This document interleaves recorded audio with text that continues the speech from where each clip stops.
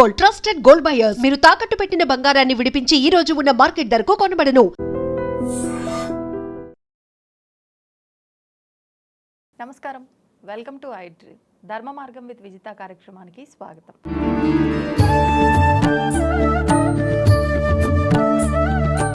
ప్రస్తుతం మనతో పాటు ఉన్నారు ప్రముఖ ఆధ్యాత్మికవేత్త, జ్యోతిష పండితులు సుభాష్ శర్మ గారు. ఇప్పుడు గురుగారితో మాట్లాడి మరిన్ని విషయాలు తెలుసుకుందాం. నమస్కారం గురుగారు. శ్రీమాత్రే నమః అండి. శ్రావణ మాసంలో వచ్చే మంగళవారాలు గౌరీ అమ్మవారి ఆరాధన ఎక్కువగా చేస్తూ ఉంటారు.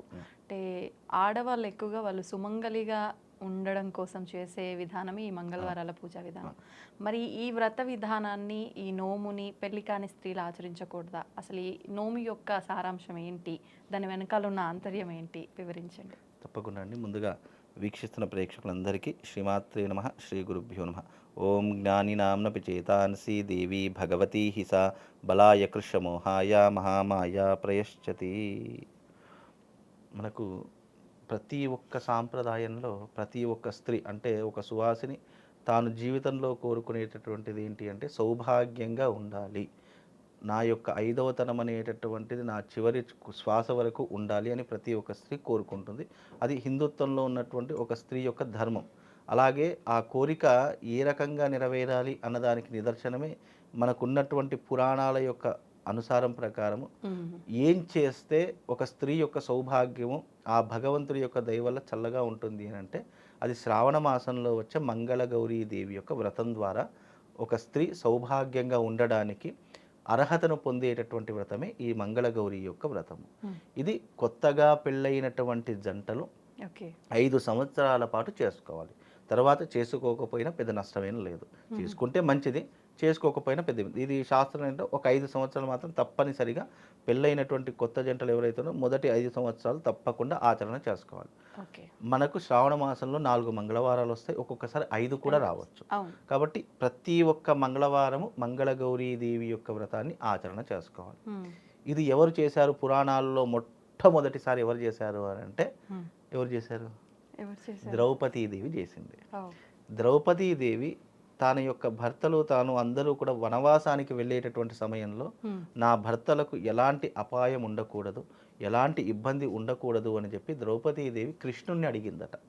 కృష్ణుణ్ణి అడిగితే ఆ శ్రీకృష్ణ పరమాత్ముడు ద్రౌపదీదేవికి సాక్షాత్తు మంగళగౌరీదేవి యొక్క వ్రతాన్ని వివరించి ఈ యొక్క వ్రతము అంటే గౌరీదేవి అంటే సాక్షాత్తు పార్వతీదేవి కాబట్టి పార్వతీదేవి మంగళగౌరీ వ్రతాన్ని నువ్వు గనక ఆచరిస్తే నీ సౌభాగ్యం మంగళప్రదంగా ఉంటుంది, నీ సౌభాగ్యంకి ఎలాంటి లోటు ఉండదు అని చెప్పి శ్రీకృష్ణ పరమాత్ముడు మంగళగౌరీదేవి యొక్క వ్రతాన్ని ఏ రకంగా ఆచరణ చేసుకోవాలి, ఎలా చేయాలి అనేటటువంటి పూజా విధానాన్ని అంతటినీ తెలిపి మొట్టమొదటిగా ఆ ద్రౌపదీదేవితో మంగళగౌరి వ్రతం చేయించాడు. కాబట్టి తన 5గురు భర్తలకు ఎలాంటి అపాయం ఎలాంటి కీడు లేకుండా వాళ్ళందరినీ కూడా రక్షించినటువంటి సౌభాగ్యాన్ని రక్షించినటువంటి వ్రతమే మంగళగౌరి వ్రతం. అందుకే ఆ యొక్క యుద్ధరంగంలో కూడా వాళ్ళకి ఎలాంటి అపాయం జరగలేదు అంటే మొట్టమొదటి కారణం శ్రీకృష్ణుడైతే రెండవ కారణం మంగళగౌరీదేవి యొక్క వ్రత ప్రభావం.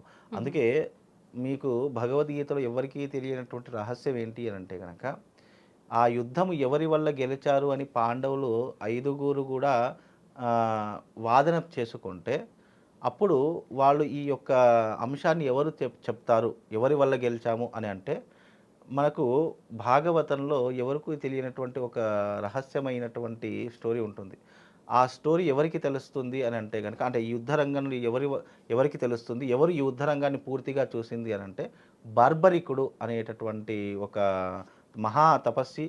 అలాగే ఆ యొక్క బార్బరికుడు అనేటటువంటి వాడు ఒక గొప్ప యుద్ధకారుడు. అంటే ఒకేసారి 3 బాణాలను సైతం సంధించేటటువంటి గొప్ప నైపుణ్యం కలిగినటువంటి వాడు యుద్ధవీరుడు.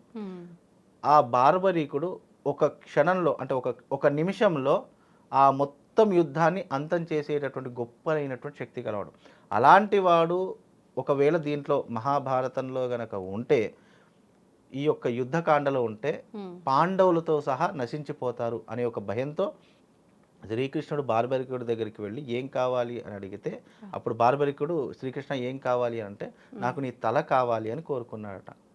ఆ తల కావాలని కోరుకుంటే బార్బరికుడు అన్నాడట నేను యుద్ధ రంగంలో విజయం సాధించాలి, నా యొక్క నైపుణ్యాన్ని ఈ యొక్క లోకానికి చాటి చెప్పాలి అంటే నా తలను అడిగావు శ్రీకృష్ణ అని అంటే, నువ్వు ఈ లోకాన్ని రక్షించేటటువంటి మహావిష్ణువు యొక్క స్వరూపము, అలాంటి నీ నోటి నుంచి నాకు దేహి అని అడిగినావు కాబట్టి నా తల నీకు ఇచ్చేస్తాను. కానీ నాదొక కోరిక, నేను ఈ యుద్ధాన్ని మొత్తము నేను చూడాలి అని చెప్తే ఆ యొక్క తలను తీసుకొని వెళ్ళి ఒక ఎత్తైనటువంటి శిఖరం, అంటే ఆ యుద్ధరంగం అంతా కూడా కనిపించేటటువంటి విధంగా ఒక ఎత్తైనటువంటి శిఖరం మీద పెట్టాడు.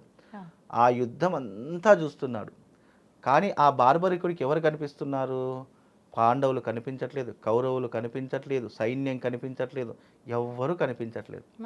ఆ యుద్ధం అంతా నడిపించింది ఎవరయ్యా అని అంటే శ్రీకృష్ణ పరమాత్ముడు.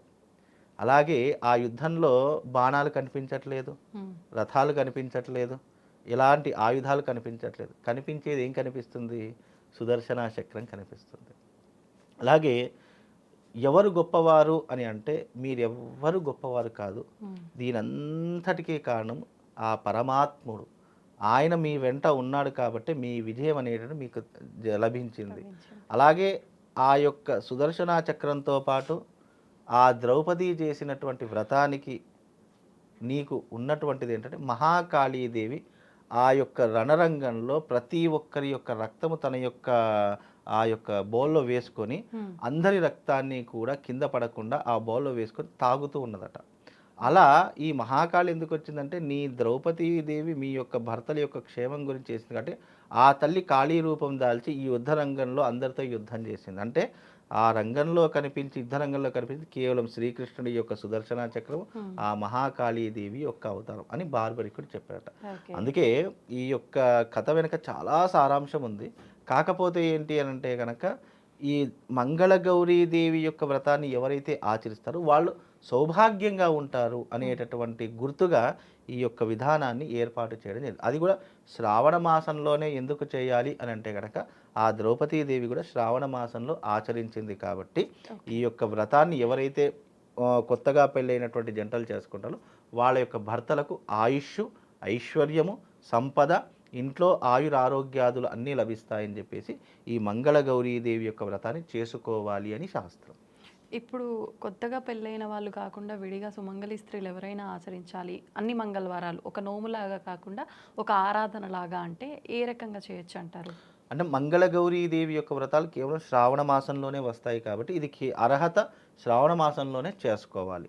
ఎప్పుడైతే మనం మంగళగౌరీదేవి యొక్క వ్రతం ప్రారంభం చేస్తామో తప్పకుండా కొంతమందికి కొన్నిసార్లు ఆడవాళ్లకు నెలసరి ఉండడం వల్ల లేదా ఏదైనా ఇబ్బంది జరగడం వల్ల కొన్ని మంగళవారాలు పోతూ ఉంటాయి.